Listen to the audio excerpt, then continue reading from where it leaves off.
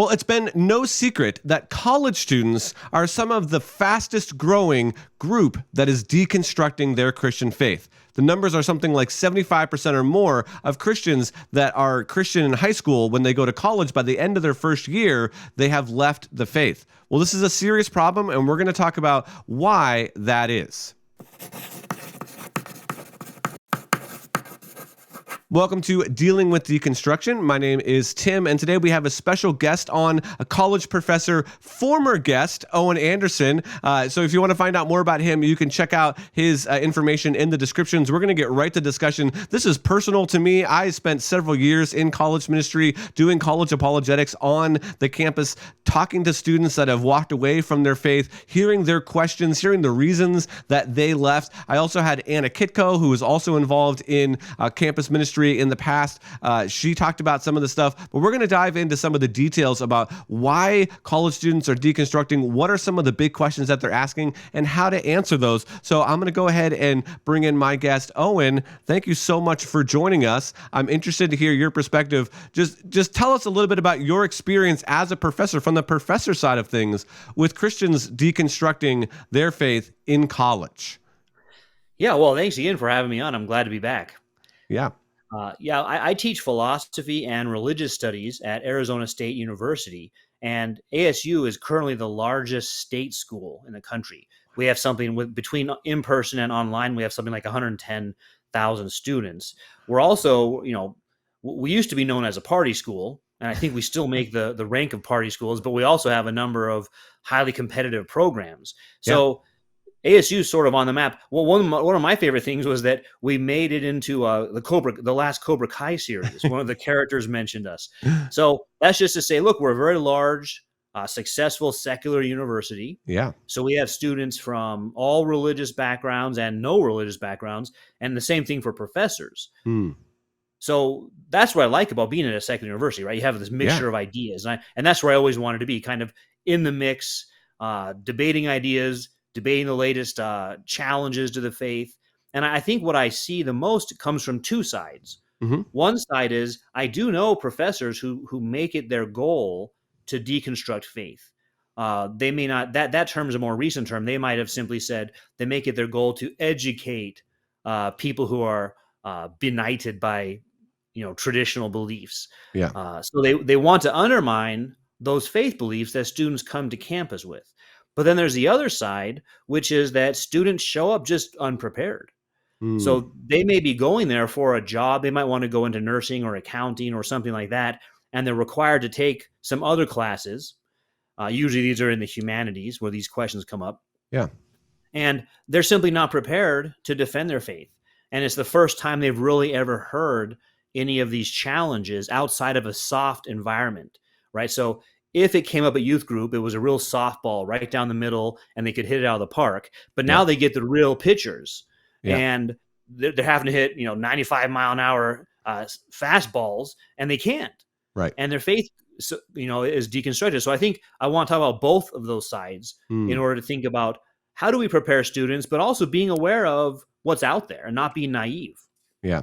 No, you're exactly right. I mean, again, in my experience at college ministry, you have the person that grows up a Christian. Maybe they're in that little Christian bubble. Perhaps they're homeschooled. Sometimes not. Sometimes they go to public school. But then they head off. They're taught a lot of myths or false conceptions about what people with other beliefs have. They get maybe a false view of atheists, or a false view of Muslims, or what the Islamic faith is about, or even a false view of just kind of secularism in general, or a false view about biology or philosophy, or a number of other things. And then they get to college and they get in that classroom, and they're just totally blindsided by what they're being told in class, and they have no equipment to be able to, no answers to be able to even start to unpack this. And then their first thing is to just doubt or throw the whole thing out. There's like, I'm done, I'm out, I was lied to. Oftentimes as an answer, there's like, man, they just feel so betrayed by their, the people that were in their life religiously, the Christians that were in their life, and they're just like, I'm done, I'm out. And it happens fairly quickly, unfortunately. So what are some of the big questions that you see being in the philosophy department, some students kind of come to you with asking, hey, how do I answer this? What's going on? How do we reconcile this?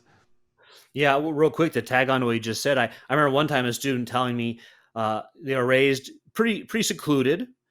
And they said, yeah, I always thought atheists were really mean, but I've met a bunch of atheists now at university and they're nice people. Yeah. And that was a surprise to them. Like they were shocked by that. Whereas for me, it'd be like just taken for granted. Of course, people in any religion in the world can either be nice or not nice, right? That has nothing to do with the truth of their religion. Right. But I think if I had to boil it down to a couple topics, here's what they'd be. One is justice, social justice. So you get to the humanities now, and you're told a story about history of oppression and injustice, and about Christians, particularly being at the forefront of committing atrocities in the last 500 years. And you'd never been taught that history. You mostly thought of Christianity in terms of its soteriology, which means its theory of salvation. So you mostly thought of Christianity as you say the sinner's prayer, and then you lead a good life, and when you die, you go to heaven. Right. And most high school students just simply aren't very good at history. So then you get to college, university history class, and you're told, no, actually, Christians have been enslaving people, taking their stuff, committing other atrocities for the last 500 years, and the rest of the world is tired of it. And I think all of us have some sensitivity towards those kinds of claims. I mean, if someone has a legitimate claim about being wronged, we want them to be heard and have it made right. And so the young student comes in and hears all that, and their response is, boy, no one told me this stuff when I was growing up. Lord Liar Lunatic doesn't help me out here. Yeah. And so one response is just to drop it all. Yeah, no, I see that as well. I mean, we have a Dealing with Deconstruction Facebook group, so I'll just plug that real quick. So if anyone's interested, you can find the link for that in the description. It's a great place where we have conversations around all sorts of topics. There's lots of people that have deconstructed. There's lots of people that have deconstructed and since reconstructed, and some people that are just, super intellectually astute in their observations on Christianity and really help us out. But one person in that group, she is an African American, and she, again, talking about, she's like, man, I grew up in this kind of classical, maybe white evangelical environment. And when I started to hear about some of the whitewashing of Christianity and, African American voices kind of being left out of the conversation and some of the atrocities that have been happening for the first time, that really was like the linchpin for her that just opened up the floodgates of deconstruction. And again, for me, it's like I heard some of those things kind of growing up, but not nearly to the amount that I have now. So yeah, I'm very interested in hearing about. So how would you kind of address some of those? Someone came to you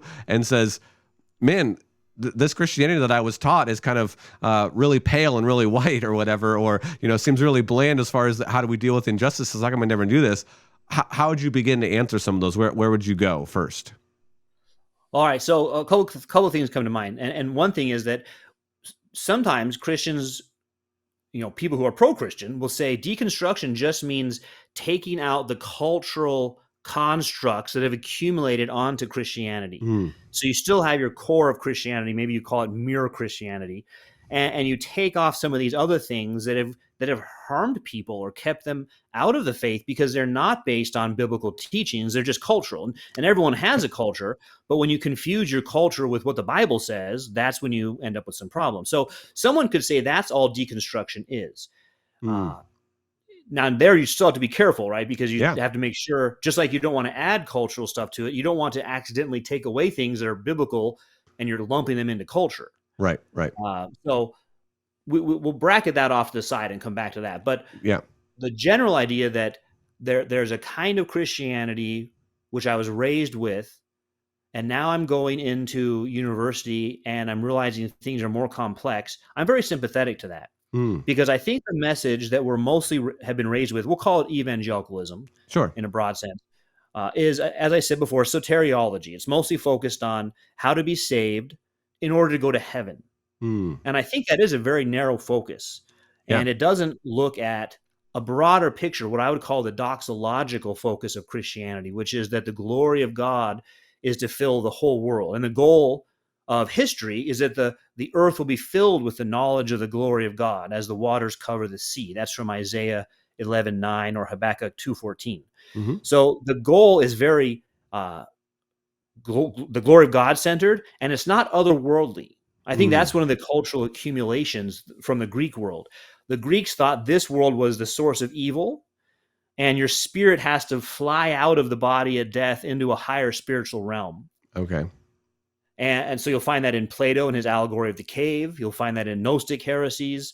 You'll find that in Aristotle and his view of change and actuality. Yeah. But what we're taught in both general and special revelation is that God made the world very good. The world is not the source of evil. Change itself is not evil. And that the world as a work of God reveals the glory of God. So I don't think we've trained our youth in that perspective. Right. That the world reveals the glory of God. And that includes both creation and history. That even the things that we hear about as injustices, those aren't hindrances to the revelation of the glory of God. They also deepen the revelation of the glory of God as we see God's justice worked out in providence. So I think this narrow view, we'll call it a narrow view of soteriology, has tripped up the evangelical world. Yeah. Yeah, no, I think you're right. So comment on that bracketed section that you were talking about, where you're kind of bracketing out some of the injustices and how that fits into kind of a broader view of Christianity and deconstruction there. Well, one example you could think of would be gender. If someone was to say, well, the traditional male-female marriage model is just a European construct added on to the Bible. Well, I don't think that's. I don't even think that's primarily a biblical doctrine. I think that's a general revelation doctrine. Right. Or another one might be gender in terms of pastors. That certain cultural contexts in the New Testament required that, but that's not a universal.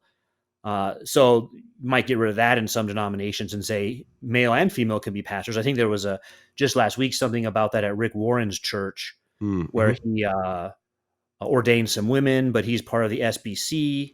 Yeah. And so I'm not part of either one of those, so I don't know the exact conflict, but that was an example where that stuff still comes up now. Right. But of course, it wasn't that men being ordained is not a New Testament truth.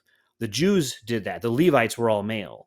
And that stood out as different from the other cultures around them. The other cultures largely had priestesses. So if your audience has read Plato's Apology about Socrates, they know that Socrates had a student who went to the oracle at Delphi and was told Socrates is the wisest. Well, the oracle of Delphi was a priestess who spoke for the god Apollo. So that was the norm. So Old Testament, New Testament, having men be ordained is not the normal way it was done in the ancient world. So I'm just using those as examples where someone could easily say those are just constructs added on by a culture, and they aren't.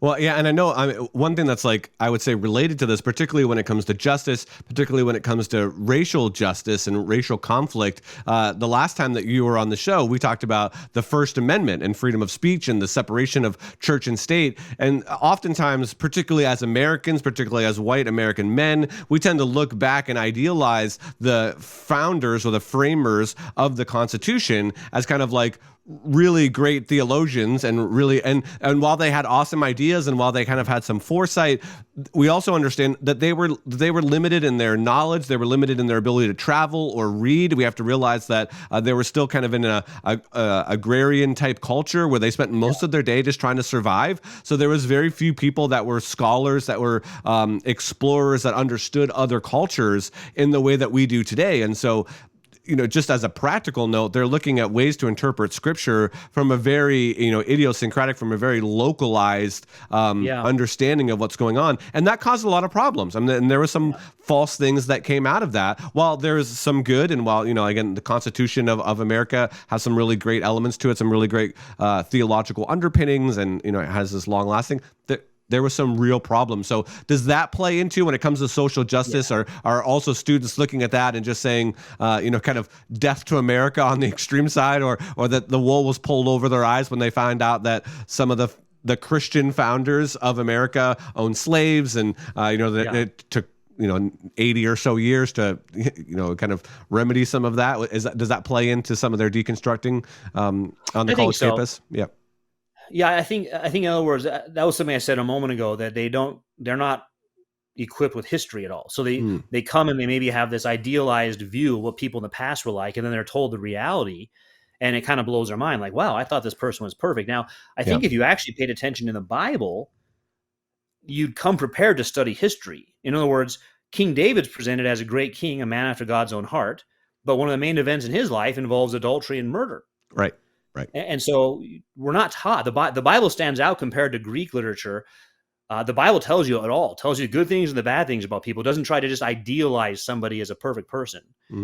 So the founding fathers, yeah, I mean, let me say this. Sorry to jump on my words there, but just like we're taught a narrow view of soteriology, we're taught a narrow view of history also, and we're really not taught how to understand general revelation at all, which is where most history falls. Most history is not special revelation. Most history is not just in the Bible. And so we're not taught how to understand that. So we think, well, George Washington and Ben Franklin, those guys must have been really good Christians. I think George Washington was a deacon at his church, his Episcopalian or Anglican church, so that's really good. And we don't really understand their beliefs about the world. And I know a lot of Christians like to argue this, were the founding fathers Christian or not?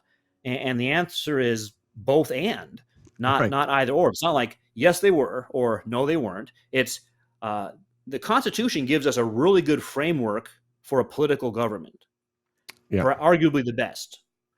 The Declaration of Independence is one of the foremost political documents in world history. It doesn't follow from that they were experts in theology or morality. Right. And that's true today, right? Sometimes someone's good at one thing, someone's really good at a sport, and so we ask their opinions about everything. And it just doesn't follow. So when you look into what some of these guys believed, could be a little disturbing. I mean, think about what's the Washington Monument. Have you ever seen the Washington Monument? Yes, I have. What is that? I don't know exactly. What's the origin of the Egyptian obelisk? Okay. Yep. That's Osiris worship. Like, why are we using that in the middle of DC? And how is George Washington connected to that? Right. Well, it'd be through his Masonic beliefs. Okay. Yeah. So, he was a Freemason. He had there's some Freemason stuff going on. Why is Osiris represented in downtown DC? Right. Yeah, again, clearly that, again, like you said, they weren't perfect. So let's bring it back to, kind of our individual. So let me add this. Let me say, here's what I was trying to get at. It's worse than you think. So the young student comes along and says, "Hey, did you know George Washington had slaves?" It's much worse than you think, actually. Right. No, and that's true. And I think that's good. I think part of the deconstructing process is kind of, unearthing some of that stuff that isn't always talked about, and then using our curiosity, using our, God-given critical thinking skills and the relationships that we have in order to be able to continue to search for some of these answers that are out there. And there's good answers out there that I think. And also one thing that I say on my channel often is I think the umbrella of Christianity is often bigger than we are often taught. And I think that's one thing that I'm finding out more and more. There's a little bit of dust up with Randall Rouser's book and Alicia Childer's book, who I've had on my channel before, and talking to Joshua Swamidas, I've had on my channel a couple times. So I think that as we're understanding some of these different viewpoints, I think it's good to be searching. It's good to be questioning and going through that process with some, kind of key elements in place. So, one thing might be, we don't need to fight 500-year-old battles. Right. But so sometimes you might have a guy who's still really mad about what the King of England did to the dissenters. Right. But so while we don't have to fight 500-year-old battles, what we do have to do is understand that there still are theological divisions among Christians, and it's one of the things that Christians should repent of and heal, rather than just ignore. Right. Because these divisions do matter. And they weaken the Christian message, so that a very standard reply to being told, "Hey, you should be a Christian," is, "Which one? What kind?" Right. And don't get fooled into thinking, the Roman Catholics will say, "Yeah, see, that's what happens to the Protestants." The Roman Catholics have all their own divisions. Right. So if you hear them talking, they've got divisions. The Protestants have divisions. Maybe the Eastern Orthodox are over there saying, "Yeah," but then it's like, well, is it Constantinople or is it Moscow? Which of the Eastern churches should I join? No, that's good. So I think this is a time in world history where, precisely because we're not at actual physical wars like we were in the wars of religion, we have a perfect opportunity to discuss these things and come out on the other side with greater unity. And we shouldn't let that slip away from us. Yeah, I would love for you to talk to us a little bit about, and forgive me if you're like, I'm not experienced enough in that, but I think on Facebook and some conversations that you and I had, talk a little bit about the kind of the overarching, trying to think of the exact word here, the overarching kind of the meta narrative of deconstruction in general, because there is there's kind of more of a Marxist kind of sociological view of deconstruction, right? That what they're trying to do essentially is pull apart cultural norms. And then there's kind of the modern version of deconstruction, which I just laid out, which is, questioning, unearthing some things that you were taught. So kind of give us an overview from your perspective of kind of those two models of deconstruction, if you will. I think that would be helpful. Yeah, so I think it comes out of a few sources. One of them is called critical theory, Okay. and then the other one is just called deconstruction, but it's actually in literary theory. Yeah. And so those are like streams coming from the same river, but they do have some differences. So I'll start with critical theory, and the idea behind critical theory is intellectuals after World War II trying to think through why didn't communism succeed, especially in a country like the United States. And their answer was, well, Christianity got in the way. The Okay. United States has a different kind of Christianity than, say, Russia had. And China, I mean, actually, China did have a Christianity there. Some of the early conflicts with the communists were with Chinese Christians. But again, it's different than in America. So what we need to do is try to figure out how to address that Christian culture to continue the Marxist revolution. Okay. So their view of history is Marx's view of history. And students, again, not being good at history, don't realize that there's also something called a philosophy of history. And so there's a philosophy of history in the book of Isaiah. There's a philosophy of history in the Gospel of Luke.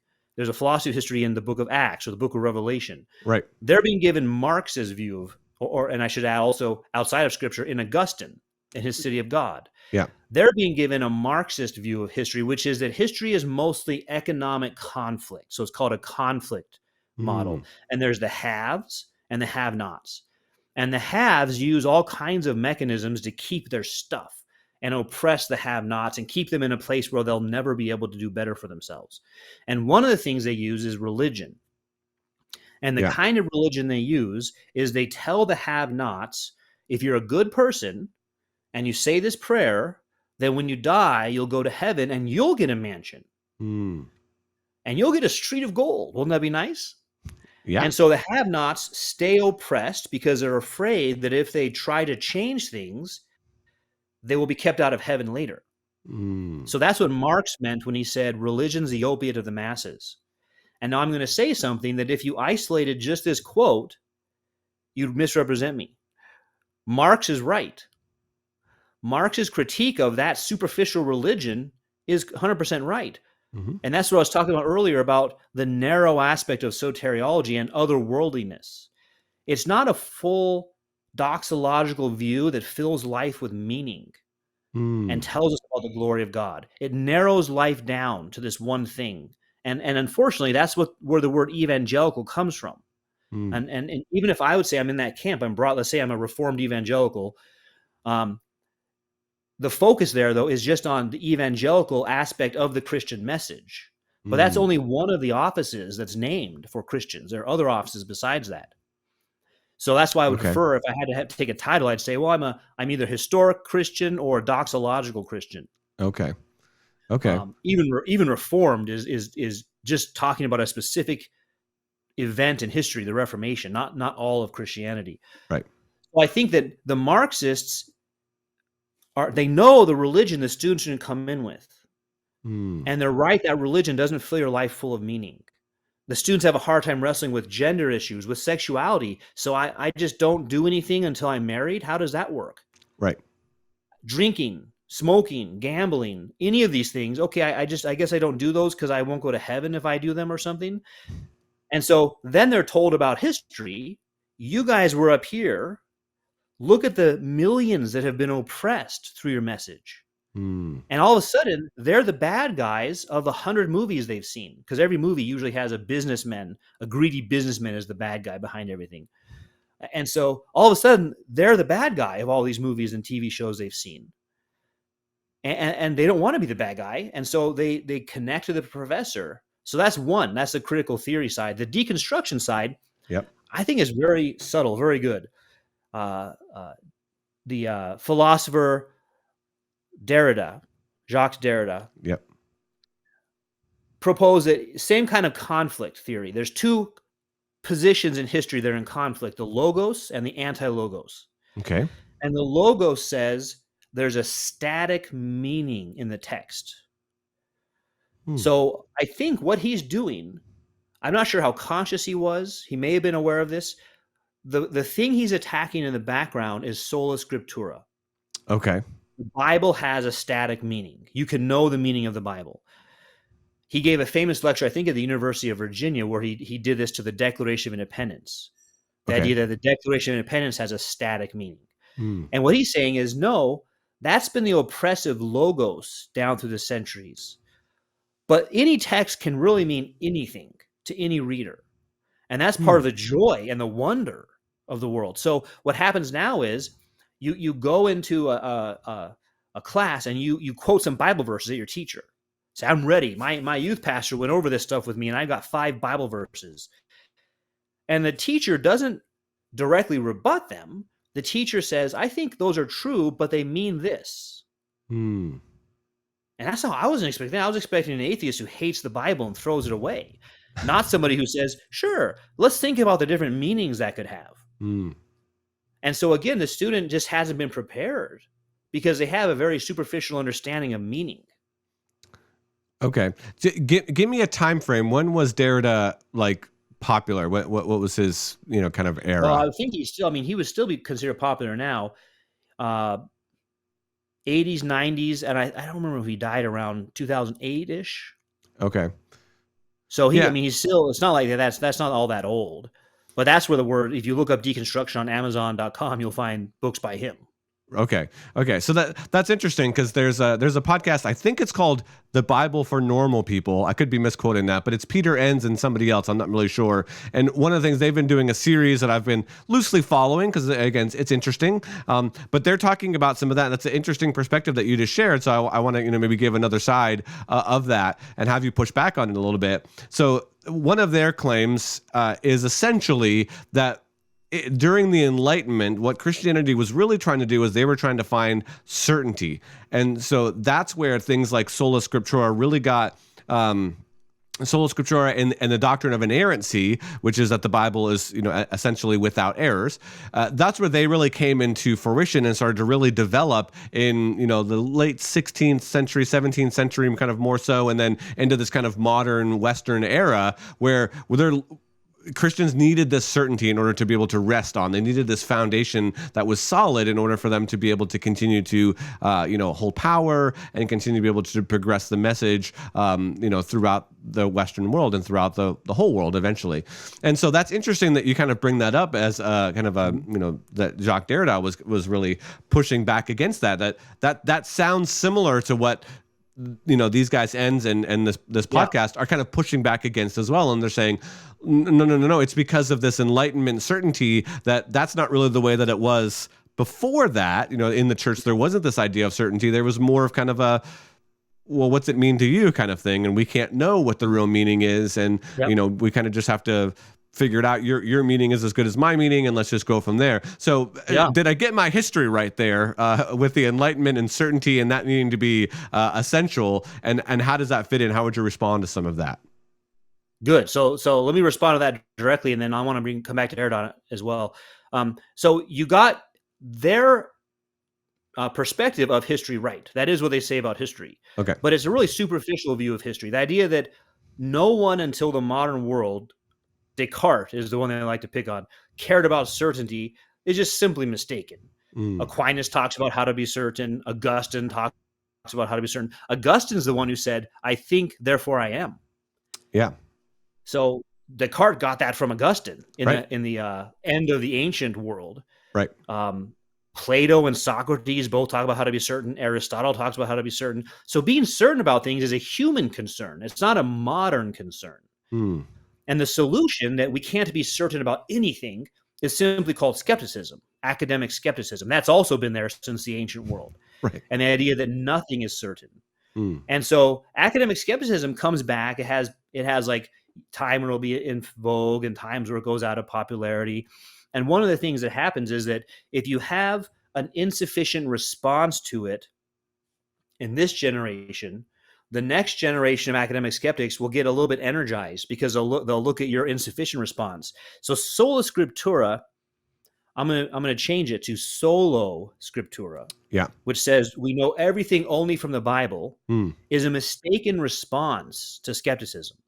Okay. What we need to develop is a robust understanding of general revelation, that the heavens declare the glory of God, that the Logos makes God known in the works of creation. And by developing that, it says the Logos is the light of the mind. The Logos is also translated in Greek as reason. Right. And by developing that, I think we'd have a good response to that academic skepticism. The text really does have meaning, but so does creation around us. Sometimes that's called the two books, right? Right. And the book of nature. The book of nature really does have meaning, and there are some things we can be certain of. For example, I think we could be certain of God's existence, and I'll plug a book, because this is a kind of apologetics book of mine called The 12 Arguments. And it's meant to be a kind of shorter book that you can go through in a youth group or a Bible study class, but go through and show how I think we can be certain that God exists. I think the other side, that nothing is certain, nothing is clear, just leads to nihilism if consistently held. Right. Right. There's got to be some things that are clear. Now, I'm not saying everything's clear. Some things aren't clear, but some things are clear, and we can hold on to those. The image the Bible uses as a rock. The Lord's our rock. We hold on to those things. Even in a storm that we don't understand what's happening, I know this is still true. Right. Right. Okay. So now connect that concept and those ideas to Jacques Derrida. Yeah. So I think what's going on there, this comes to the idea of deconstructing things. A text has been, the meaning of a text has been constructed by someone somewhere for some purpose. And in general, that purpose was to protect their stuff, to protect their power. So all constructs are power grabs, and you deconstruct illegitimate power by exposing it. So that's where the deconstruction of the faith and the deconstruction of literary texts and the deconstruction of capitalism all are similar in what they call deconstruction. It comes back to power, to an act of the will. And that's why these all trace themselves to the philosopher Nietzsche, who maybe call him late modern, end of modern world. Maybe he's the one who ended the modern world. And he reduces everything to the will to power. Okay. Now, the alternative to that is the intellect. Unfortunately, you'll find a lot of Christians who go along with this. They reduce Christianity to the will. And they'll say things like this: everyone knows God deep down. You just have to do what you're supposed to do. And unfortunately, I think sometimes they're called the presuppositionalists. The Van Tillians might read Romans chapter 1 that way and say everyone already believes in God. You don't have to give arguments.